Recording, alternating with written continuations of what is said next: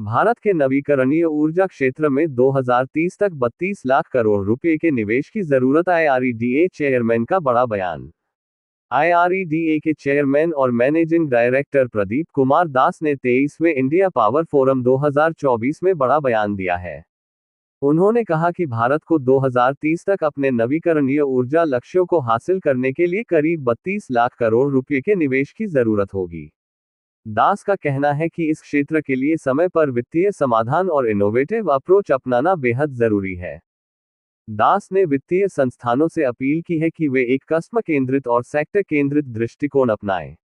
उन्होंने कहा कि इस बदलाव को सफल बनाने के लिए एक मजबूत वित्तीय ढांचे की आवश्यकता है। भारत का पावर सेक्टर जिस तेजी से नवीकरणीय ऊर्जा की ओर बढ़ रहा है, वह देश के नेट जीरो लक्ष्यों के अनुरूप बदलाव लाने में महत्वपूर्ण भूमिका निभाएगा।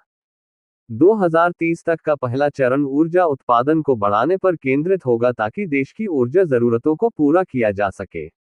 दूसरे चरण 2031-2047 में एक पूर्णतः डिकार्बोनाइज्ड अर्थव्यवस्था के लिए आवश्यक बुनियादी ढांचे का निर्माण किया जाएगा।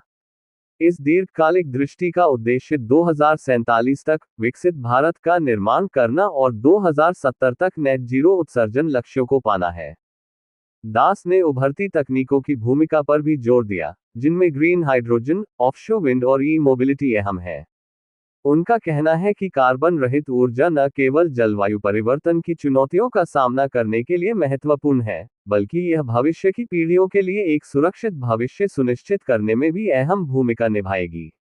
स्वच्छ ऊर्जा को अपनाकर भारत नए आर्थिक अवसर खोल सकता है और अपनी दीर्घकालिक ऊर्जा सुरक्षा को भी बढ़ा सकता है।